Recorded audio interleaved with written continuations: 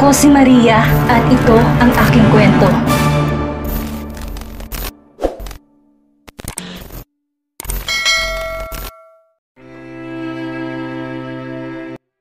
Lihim na napangisi si Sarina.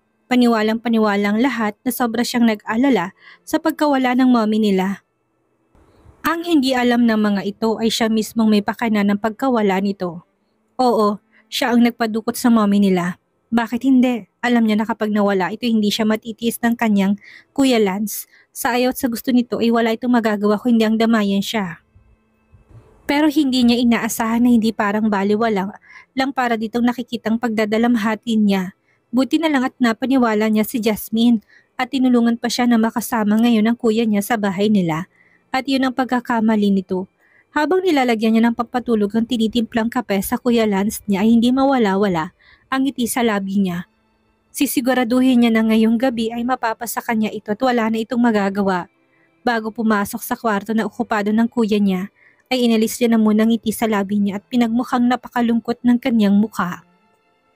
Nang handa na siya ay saka siya kumatok at pumasok dito. Yes, nakahanda ng lahat, Fernan. Ikaw na lang ang hinihintay ko. Make it faster bago pa siya makawala. Kausap nila sa cellphone nito na makita siya nito'y kumunot ang noon nito. What? Asik na tanong nito. Inaamin niya na nasasaktan siya kapag ganito ang kuya niya.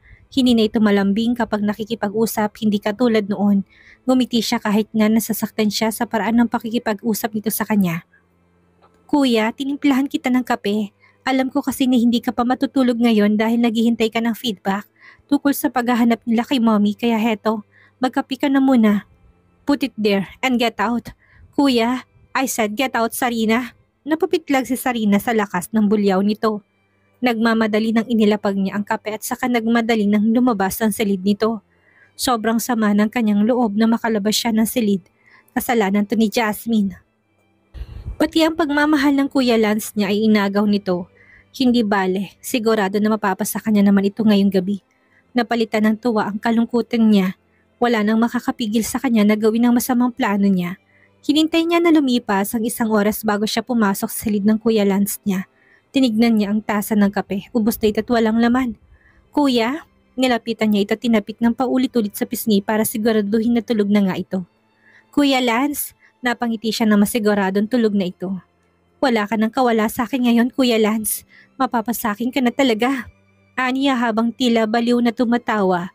Dahil nasa kama na ito'y hindi na siya nahirapang alisin ito ng pang-itaas. Malanding napakagatlabi siya na makitang maganda nitong pangangatawan. Matagal na niyang mahal ang Kuya Lance niya. Itinago lang niya ang pagmamahal niya dahil gusto pa niyang maabot ang pangarap niya na maging modelo. Kaya nang matanggap siya sa ibang bansa at magkaroon ng big project ay gumawa siya ng paraan para maitali ito sa taong madali niyang maaagawan at kay Jasmine. Sa wakas, magbubunga ng matagal niyang paghihintay. Palalabasin niya na may nangyari sa kanila ngayon at palalabasin na buntis siya at ipapaalam ito kay Jasmine. Tingnan ko na lang kung mapatawad ka pa ngayon ni Jasmine sa gagawin ko, Kuya Lance. Ani niya habang hinihila ang suot nitong loose pants pababa. Gano'n na lang ang gulat niya nang biglang bumukas ang pinto. You witch! Si Jasmine. Ah! Hinila nitong buhok niya kaya nalaglag siya sa ibaba ng kama. Bitawan mo ko! Tama na! Sinubukan niyang alisin ang kamay ni Jasmine sa ulo niya pero masyadong mahigpit ang hawak nito sa buhok niya. Pakiramdam niya ay matatanggal ang kanyang anit sa sakit.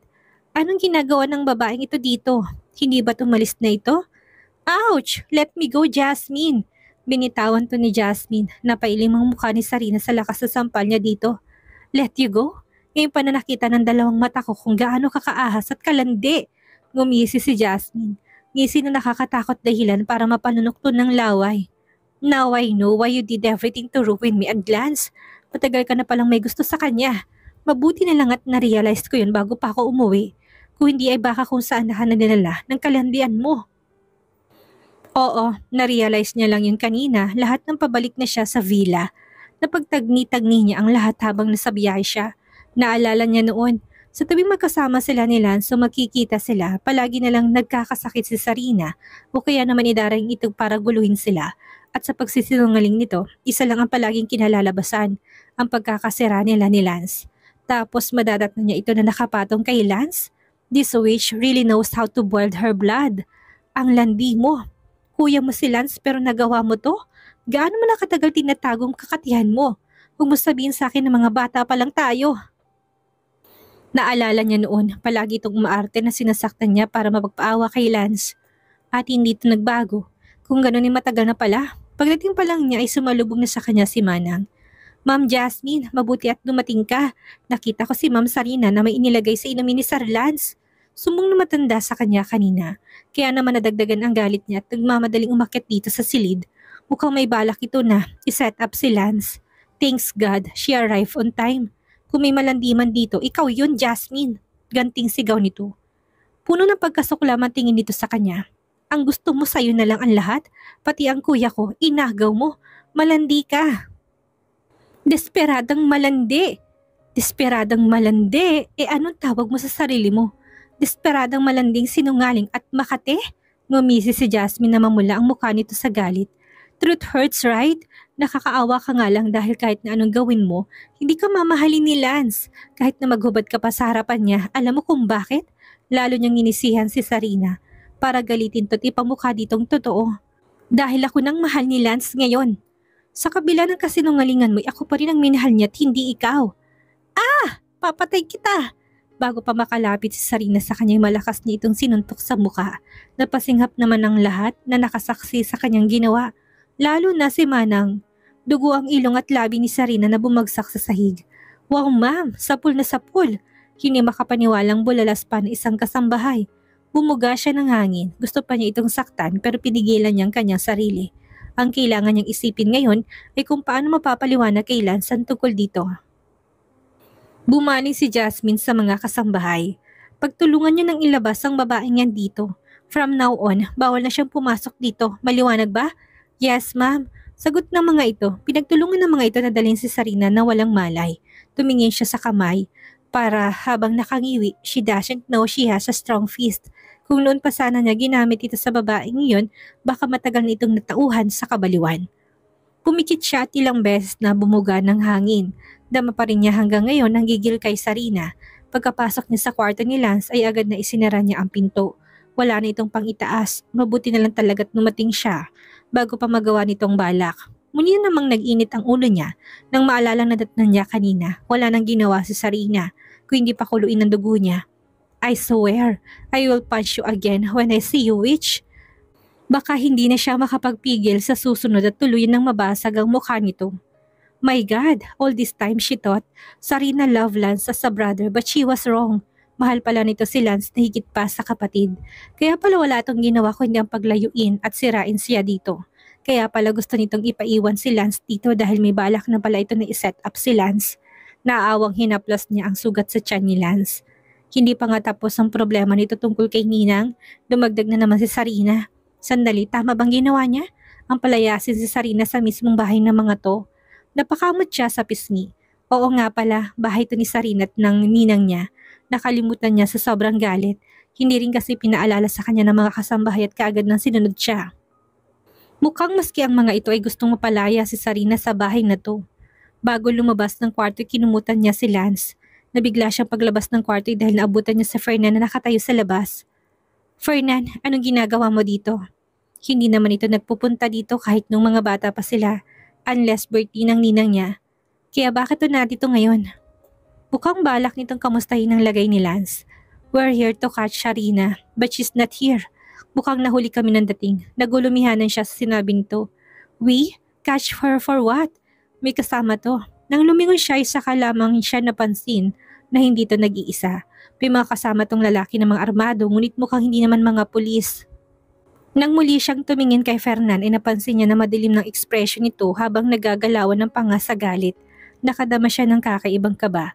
Kilala niyang kapatid niya, hindi ito magagalit ng ganito kung walang malalim na dahilan. Sarina is responsible for the accident you had 4 years ago. She's the mastermind. You didn't have an accident, Jasmine. Sarina has an accomplice and planned it all to kill you. Fernan said while clenching his teeth. What did you say? Muntik na siyang mabuwal sa kanyang narinig. No, hindi totoong naririnig niya.